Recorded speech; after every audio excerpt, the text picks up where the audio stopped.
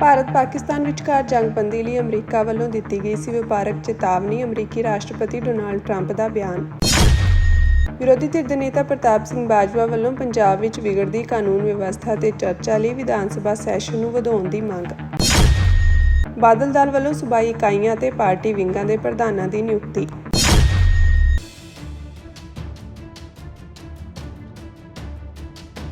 ਅਮਰੀਕੀ ਰਾਸ਼ਟਰਪਤੀ Donald Trump ਨੇ ਕਿਹਾ ਹੈ ਕਿ ਅਮਰੀਕਾ ਭਾਰਤ ਨਾਲ ਵਪਾਰ ਸਮਝੌਤਾ ਕਰਨ ਦੇ ਬਹੁਤ ਨੇੜੇ ਹੈ।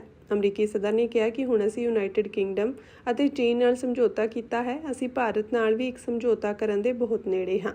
ਉਹਨਾਂ ਕਿਹਾ ਕਿ ਜਿਨ੍ਹਾਂ ਹੋਰ ਦੇਸ਼ਾਂ ਨੂੰ ਅਸੀਂ ਮਿਲੇ ਸੀ, ਸਾਨੂੰ ਨਹੀਂ ਲੱਗਦਾ ਕਿ ਅਸੀਂ ਉਹਨਾਂ ਨਾਲ ਕੋਈ ਸਮਝੌਤਾ ਕਰ ਸਕਾਂਗੇ। ਇਸ ਲਈ ਅਸੀਂ ਉਹਨਾਂ ਨੂੰ ਪੱਤਰ ਭੇਜੇ ਹਨ ਕਿ ਜੇਕਰ ਤੁਸੀਂ ਅਮਰੀਕਾ ਨਾਲ ਵਪਾਰ ਕਰਨਾ ਚਾਹੁੰਦੇ ਹੋ ਤਾਂ ਤੁਹਾਨੂੰ ਇਹਨਾਂ ਟੈਕਸਾਂ ਦੀ ਅਦਾਇਗੀ ਕਰਨੀ ਹੋਵੇਗੀ।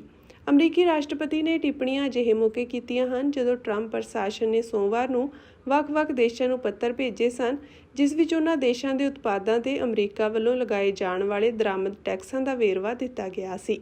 ਟਰੰਪ ਦੀ ਸਹੀ ਵਾਲੇ ਪੱਤਰ ਜਿਨ੍ਹਾਂ ਮੁਲਕਾਂ ਨੂੰ ਭੇਜੇ ਗਏ ਹਨ, ਉਹਨਾਂ ਵਿੱਚ Bangladesh, Bosnia, Herzegovina, Cambodia, Indonesia, Japan, Kazakhstan, Lao People's Democratic Republic, Malaysia, Serbia, ਦੱਖਣੀ ਅਫਰੀਕਾ, ਦੱਖਣੀ ਕੋਰੀਆ, ਥਾਈਲੈਂਡ ਤੇ ਟਿਊਨੀਸ਼ੀਆ ਸ਼ਾਮਿਲ ਹਨ।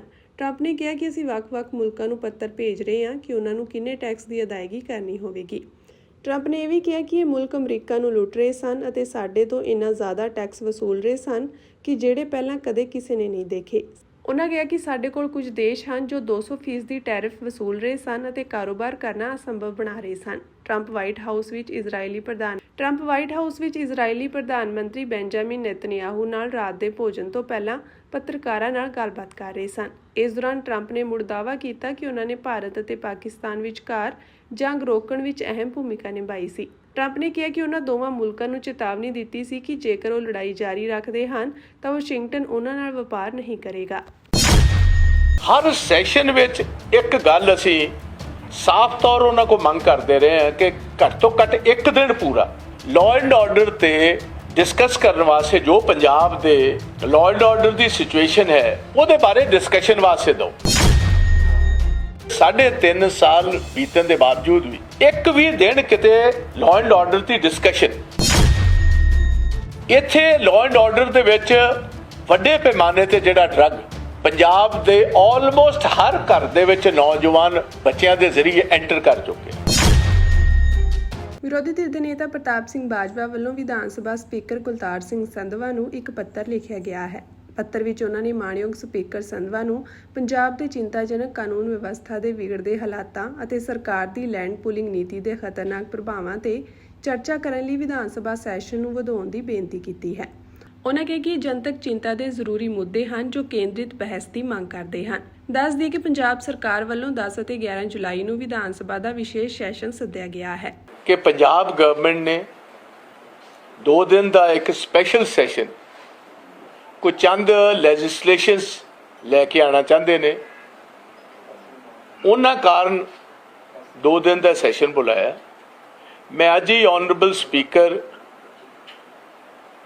ਸੰਧਵਾ ਸਾਹਿਬ ਨੂੰ ਇੱਕ ਰਿਕੁਐਸਟ ਲੈਟਰ ਲਿਖ ਕੇ ਘੱਲੀ ਹੈ, ਜਿਹਦੇ ਵਿੱਚ ਉਹਨਾਂ ਨੇ ਮੈਂ ਮੰਗ ਕੀਤੀ ਹੈ ਕਿ ਸੰਧਵਾ ਸਾਹਿਬ, ਜਿੱਦਣ ਦੀ ਤੁਹਾਡੀ ਸਰਕਾਰ ਬਣੀ ਆ 3.5 ਸਾਲ ਹੋ ਚੁੱਕੇ, ਹਰ ਸੈਸ਼ਨ ਦੇ ਵਿੱਚ, ਕਿਉਂਕਿ ਮੈਂ ਲੀਡਰ ਆਫ ਦੀ ਆਪੋਜੀਸ਼ਨ ਆ, ਸਾਰਿਆਂ ਨੂੰ ਵੱਡੀ ਉੱਥੇ ਜਿਹੜੀ opposition party Indian national Congress ਹੈ ਤੇ ਬਾਕੀ ਆਪੋਜੀਸ਼ਨ ਪਾਰਟੀਆਂ ਵੀ ਜਿੰਨੀਆਂ ਰੂਲਿੰਗ ਪਾਰਟੀ ਦੇ ਖਿਲਾਫ ਹੈ ਨੇ, ਹਰ ਸੈਸ਼ਨ ਵਿੱਚ ਇੱਕ ਗੱਲ ਅਸੀਂ ਸਾਫ਼ ਤੌਰ ਉਹਨਾਂ ਕੋਲ ਮੰਗ ਕਰਦੇ ਰਹੇ ਹਾਂ ਕਿ ਘੱਟ ਤੋਂ ਘੱਟ ਇੱਕ ਦਿਨ ਪੂਰਾ ਲਾਅ ਐਂਡ ਆਰਡਰ ਤੇ ਡਿਸਕਸ ਕਰਨ ਵਾਸਤੇ, ਜੋ ਪੰਜਾਬ ਦੇ law and order the situation ਹੈ ਉਹਦੇ ਬਾਰੇ ਡਿਸਕਸ਼ਨ ਵਾਸਤੇ ਦਿਓ।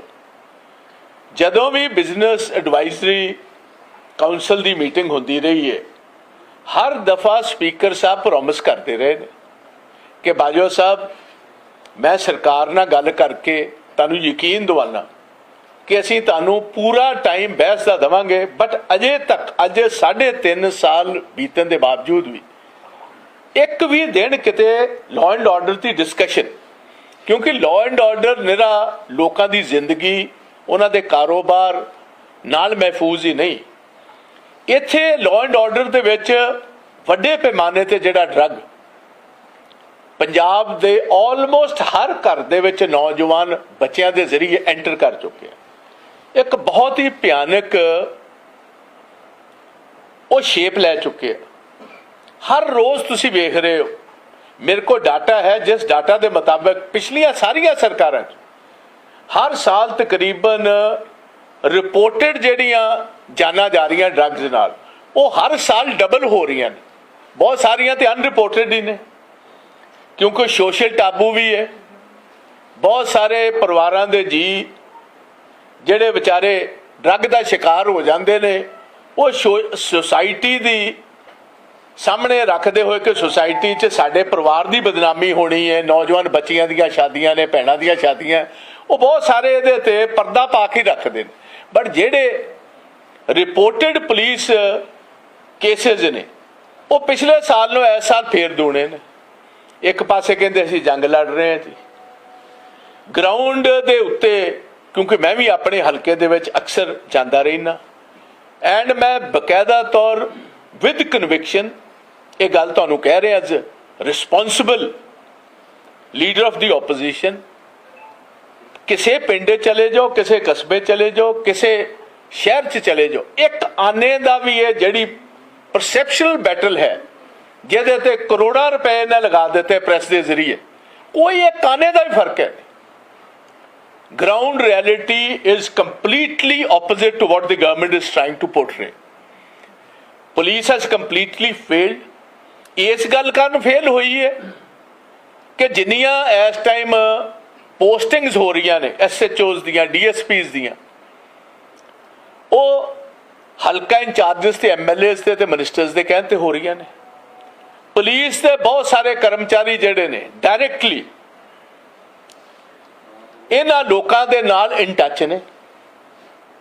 ਮੇਰਾ ਇਹ ਮੰਨਣਾ, ਭਾਵੇਂ ਮੈਕਸੀਕੋ ਦੀ ਗੱਲ ਕਰ ਲਓ, ਭਾਵੇਂ ਕੋਲੰਬੀਆ ਦੀ ਗੱਲ ਕਰ ਲਓ, ਕਿਸੇ ਦੇਸ਼ 'ਚ ਜਿੱਥੇ ਡਰੱਗ ਵਿਕਦਾ, ਜਿੰਨਾ ਚਿਰ ਡਾਇਰੈਕਟਲੀ ਪੋਲੀਟੀਕਲ ਲੀਡਰਸ਼ਿਪ ਅਤੇ ਪੁਲਿਸ ਦੀ ਲੀਡਰਸ਼ਿਪ ਇਹ ਡਰੱਗ ਡੀਲਰਸ ਦਾ ਸਾਥ ਨਹੀਂ ਦਿੰਦੇ, ਕਦੀ ਵੀ ਡਰੱਗ ਜਿਹੜਾ ਅਨਇੰਟਰਪਟਡ ਬੇਖੌਫ ਵਿਕ ਨਹੀਂ ਸਕਦਾ। ਇਹ ਨਹੀਂ ਮੈਂ ਕਹਿੰਦਾ ਦੁਨੀਆ ਭਰ 'ਚ ਵਿਕਦਾ, ਬਟ ਜਿਸ ਹਿਸਾਬ ਨਾਲ ਪੰਜਾਬ ਦੇ ਵਿੱਚ ਅਨਇੰਟਰਪਟਡ, ਬਿਨਾਂ ਖੌਫ, ਬਿਨਾਂ ਡਰ ਤੋਂ ਡਰੱਗ ਵਿਕ ਰਿਹਾ, ਤੇ ਸਾਡੀਆਂ ਬਿਲਕੁਲ ਨੌਜਵਾਨ ਬੱਚੇ ਤਬਾਹ ਹੋ ਰਹੇ ਨੇ। ਬਹੁਤ ਸਾਰੇ ਪਿੰਡਾਂ ਵਿੱਚ, ਸ਼ਹਿਰਾਂ ਵਿੱਚ ਮੈਂ ਆਪਣੇ ਲੋਕਾਂ ਨਾਲ ਗੱਲ ਕੀਤੀ ਹੈ ਕਿ ਬੱਚੇ ਬਾਹਰ ਕਿਉਂ ਭੇਜ ਰਹੇ ਹੋ? ਤੁਹਾਡਾ ਇੱਥੇ ਕਾਰੋਬਾਰ ਚੰਗਾ, ਤੁਹਾਡੇ ਕੋਲ ਜ਼ਮੀਨ ਹੈ, ਕਈ ਸਰਕਾਰੀ ਨੌਕਰੀਆਂ 'ਚ ਨੇ। ਉਹ ਕਹਿੰਦੇ ਜੀ ਕਿ ਸਾਨੂੰ ਤੇ ਆਪਣੇ ਬੱਚਿਆਂ ਦਾ ਇਹੀ ਫਿਕਰ ਕਿ ਅਜੇ ਤੱਕ ਡਰੱਗ ਤੋਂ ਬਚਿਆ, ਇੱਥੇ ਰਹਿ ਗਿਆ ਸਾਲ 2 ਸਾਲ 'ਚ ਇਹਦੇ ਹੀ ਕਾਬੂ ਨਾ ਕਿਤੇ ਚੜ੍ਹ ਜੇ ਤੇ ਉਹ ਬਾਹਰ ਜਾ ਲੈਂਦਾ। ਇੱਕ ਬਹੁਤ ਵੱਡਾ ਪੰਜਾਬ ਦੇ ਵਿੱਚ ਇਹ ਇੱਕ ਕਾਰਨ ਹੈ। ਨੰਬਰ 2, ਗੈਂਗਸਟਰਸ ਦੀ ਗੱਲ ਮੈਂ ਇੱਥੇ ਕਹਿਣਾ ਚਾਹੁੰਦਾ।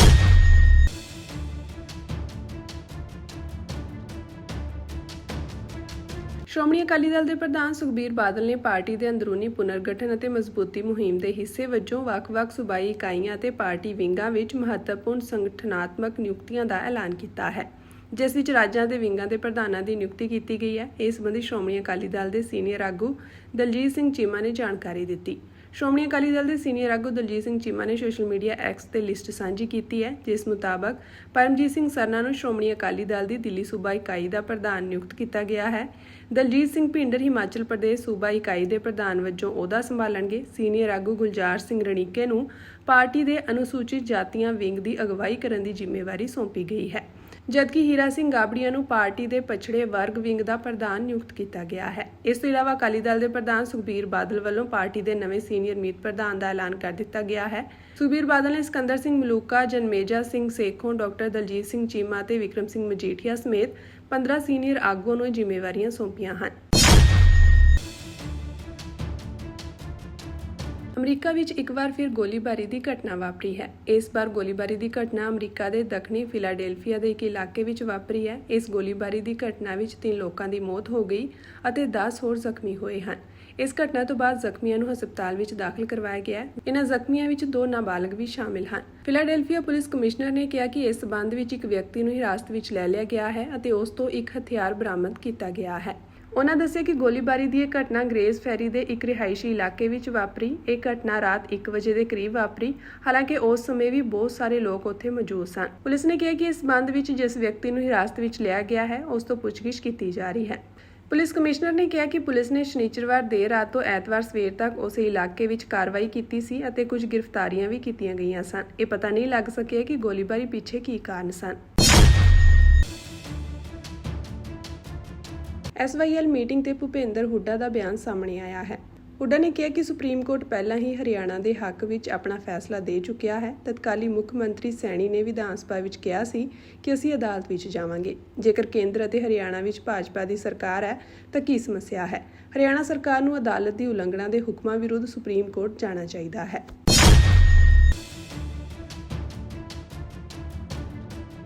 ਇਜ਼ਰਾਈਲੀ ਫੌਜ ਦਾ ਕਹਿਣਾ ਹੈ ਕਿ ਗਾਜ਼ਾ ਵਿੱਚ ਇੱਕ ਹਮਲੇ ਵਿੱਚ 5 ਇਜ਼ਰਾਈਲੀ ਸੈਨਿਕ ਮਾਰੇ ਗਏ ਹਨ, ਜਦੋਂ ਕਿ ਫਲਸਤੀਨੀ ਖੇਤਰ ਵਿੱਚ ਸਿਹਤ ਅਧਿਕਾਰੀਆਂ ਨੇ ਕਿਹਾ ਕਿ ਇਜ਼ਰਾਈਲੀ ਹਮਲਿਆਂ ਵਿੱਚ 18 ਲੋਕਾਂ ਦੀ ਮੌਤ ਹੋ ਗਈ ਹੈ। ਇਜ਼ਰਾਈਲੀ ਪ੍ਰਧਾਨ ਮੰਤਰੀ ਬੈਂਜਾਮਿਨ ਨੈਤਨਯਾਹੂ ਦੇ ਗਾਜ਼ਾ ਵਿੱਚ ਲੜਾਈ ਨੂੰ ਰੋਕਣ ਲਈ ਜੰਗਬੰਦੀ ਯੋਜਨਾ ਬਾਰੇ ਅਮਰੀਕੀ ਰਾਸ਼ਟਰਪਤੀ ਡੋਨਾਲਡ ਟਰੰਪ ਨਾਲ ਗੱਲਬਾਤ ਲਈ ਵਾਈਟ ਹਾਊਸ ਦਾ ਦੌਰਾ ਕਰਨ ਮੌਕੇ ਇਹ ਵਾਪਰਿਆ ਹੈ। ਹਾਲਾਂਕਿ ਇਸ ਸੰਬੰਧੀ ਕੋਈ ਸਫਲਤਾ ਦੀ ਘੋਸ਼ਣਾ ਨਹੀਂ ਕੀਤੀ ਗਈ ਸੀ, ਪਰ ਇੱਕ ਸੌਦੇ ਵੱਲ ਪ੍ਰਗਤੀ ਦੇ ਸੰਕੇਤ ਸਨ। ਸੈਨਿਕਾਂ ਦੀ ਹੱਤਿਆ ਇਜ਼ਰਾਈਲ ਵਿੱਚ ਨੈਤਨਯਾਹੂ ਤੇ ਸੌਦਾ ਕਰਨ ਲਈ ਦਬਾਅ ਵਧਾ ਸਕਦੀ ਹੈ। ਇੱਥੇ ਪੋਲਾਂ ਨੇ ਜੰਗ ਖਤਮ ਕਰਨ ਲਈ ਵਿਆਪਕ ਸਮਰਥਨ ਦਿਖਾਇਆ ਹੈ। ਇੱਕ ਇਜ਼ਰਾਈਲੀ ਸੁਰੱਖਿਆ ਅਧਿਕਾਰੀ ਨੇ ਦੱਸਿਆ ਕਿ ਉੱਤਰੀ ਗਾਜ਼ਾ ਦੇ ਬੇਤ ਹਨੂਨ ਖੇਤਰ ਵਿੱਚ ਇੱਕ ਕਾਰਵਾਈ ਦੌਰਾਨ ਸੈਨਿਕਾਂ ਤੇ ਵਿਸਫੋਟਕ ਯੰਤਰਾਂ ਦਾ ਧਮਾਕਾ ਕੀਤਾ ਗਿਆ। ਫੌਜ ਨੇ ਦੱਸਿਆ ਕਿ ਇਸ ਹਮਲੇ ਵਿੱਚ 14 ਸੈਨਿਕ ਜ਼ਖਮੀ ਹੋਏ ਹਨ, ਜਿਨ੍ਹਾਂ ਵਿੱਚੋਂ 2 ਗੰਭੀਰ ਹਨ। ਦਿੱਲੀ ਸਿੱਖ ਗੁਰਦੁਆਰਾ ਪ੍ਰਬੰਧਕ ਕਮੇਟੀ ਦੇ ਮੀਡੀਆ ਸੈੱਲ ਦੇ ਚੇਅਰਮੈਨ ਸਰਦਾਰ ਸੁਖਵਿੰਦਰ ਸਿੰਘ ਬੱਬਰ ਨੇ ਕਿਹਾ ਕਿ ਕਾਂਗਰਸ ਪਾਰਟੀ ਗਾਂਧੀ ਪਰਿਵਾਰ ਦੇ ਇਸ਼ਾਰੇ ਤੇ ਸਿੱਖ ਆਗੂਆਂ ਦਾ ਅਪਮਾਨ ਕਰ ਰਹੀ ਹੈ ਅਤੇ ਉਹਨਾਂ ਨੂੰ ਪਾਰਟੀ ਵਿੱਚੋਂ ਕੱਢ ਰਹੀ ਹੈ। ਹੁਣ ਕਾਂਗਰਸ ਵਿੱਚ ਸਿੱਖ ਆਗੂਆਂ ਲਈ ਕੋਈ ਥਾਂ ਨਹੀਂ ਬਚੀ ਹੈ। ਜਾਰੀ ਇੱਕ ਬਿਆਨ ਵਿੱਚ ਸਰਦਾਰ ਸੁਖਵਿੰਦਰ ਸਿੰਘ ਬੱਬਰ ਨੇ ਕਿਹਾ ਕਿ ਹਾਲ ਹੀ ਵਿੱਚ ਕਾਂਗਰਸ ਪਾਰਟੀ ਨੇ ਸੀਨੀਅਰ ਆਗੂ ਗੁਰਚਰਨ ਸਿੰਘ ਰਾਜੂ ਨੂੰ ਪਾਰਟੀ ਵਿੱਚੋਂ ਕੱਢ ਦਿੱਤਾ ਹੈ। ਇਸ ਤੋਂ ਪਹਿਲਾਂ ਸਰਦਾਰ ਤਰਵਿੰਦਰ ਸਿੰਘ ਮਰਵਾਹਾ ਅਤੇ ਸਰਦਾਰ ਅਰਵਿੰਦਰ ਸਿੰਘ ਲਵਲੀ ਵਰਗੇ ਕਈ ਸੀਨੀਅਰ ਆਗੂ ਪਹਿਲਾਂ ਹੀ ਕਾਂਗਰਸ ਪਾਰਟੀ ਛੱਡ ਚੁੱਕੇ ਹਨ। ਉਹਨਾਂ ਕਿਹਾ ਕਿ ਦਰਅਸਲ 1984 ਵਿੱਚ ਸ੍ਰੀ ਦਰਬਾਰ ਸਾਹਿਬ ਤੇ ਟੈਂਕਾਂ ਤੇ ਤੋਪਾਂ ਨਾਲ ਕੀਤੇ ਗਏ ਹਮਲੇ ਦੇ ਸਮੇਂ ਤੋਂ ਹੀ ਕਾਂਗਰਸ ਪਾਰਟੀ ਵਿੱਚ ਸਿੱਖਾਂ ਪ੍ਰਤੀ ਨਫ਼ਰਤ ਦੀ ਭਾਵਨਾ ਬਹੁਤ ਤੇਜ਼ ਹੋ ਗਈ ਸੀ। ਇਸ ਕਾਰਨ ਨਵੰਬਰ 1984 ਵਿੱਚ ਕਾਂਗਰਸ ਨੇ ਸਿੱਖਾਂ ਦਾ ਕਤਲੇਆਮ ਕੀਤਾ, ਜਿਸ ਵਿੱਚ ਹਜ਼ਾਰਾਂ ਨਿਰਦੋਸ਼ ਸਿੱਖਾਂ ਨੂੰ ਟਾਇਰ ਪਾ ਕੇ ਸਾੜ ਦਿੱਤਾ ਗਿਆ। ਉਹਨਾਂ ਕਿਹਾ ਕਿ ਇਹ ਕਾਂਗਰਸ ਦੀ ਸਿੱਖ ਵਿਰੋਧੀ ਨੀਤੀ ਸੀ, ਜਿਸ ਕਾਰਨ ਪਾਰਟੀ ਵਿੱਚ ਸਿੱਖ ਚਿਹਰਿਆਂ ਦਾ ਅਪਮਾਨ ਹੋਣ ਲੱਗਿਆ ਅਤੇ ਅਜਿਹਾ ਮਾਹੌਲ ਬਣ ਗਿਆ ਕਿ ਸਿੱਖਾਂ ਨੇ ਕਾਂਗਰਸ ਤੋਂ ਦੂਰੀ ਬਣਾ ਲਈ। ਜਿਹੜੇ ਸਿੱਖ ਕਾਂਗਰਸ ਵਿੱਚ ਸਨ ਉਹ ਵੀ ਪਾਰਟੀ ਛੱਡਣ ਲੱਗ ਪਏ। ਉਹਨਾਂ ਕਿਹਾ ਕਿ ਹੁਣ ਹਾਲਾਤ ਅਜਿਹੇ ਹਨ, ਜਿਹੜੇ ਸਿੱਖ ਆਗੂ ਅਜੇ ਵੀ ਕਾਂਗਰਸ ਵਿੱਚ ਰਹਿ ਗਏ ਹਨ, ਉਹਨਾਂ ਨੂੰ ਵੀ ਜਲੀਲ ਕੀਤਾ ਜਾ ਰਿਹਾ ਹੈ ਅਤੇ ਕੱਢਿਆ ਜਾ ਰਿਹਾ ਹੈ। ਉਹਨਾਂ ਕਿਹਾ ਕਿ ਦਿੱਲੀ ਦੇ ਸਿੱਖ ਕਾਂਗਰਸ ਪਾਰਟੀ ਅਤੇ ਗਾਂਧੀ ਪਰਿਵਾਰ ਨੂੰ ਕਦੇ ਵੀ ਮੁਆਫ ਨਹੀਂ ਕਰ ਸਕਦੇ, ਜਿਨ੍ਹਾਂ ਨੇ ਸਿੱਖ ਨਸਲਕੁਸ਼ੀ ਦੇ ਦੋਸ਼ੀਆਂ ਸੱਜਣ ਕੁਮਾਰ, ਜਗਦੀਸ਼ ਟਾਈਟਲਰ ਅਤੇ ਕਮਲਨਾਥ ਨੂੰ ਉੱਚੇ ਅਹੁਦੇ ਦਿੱਤੇ।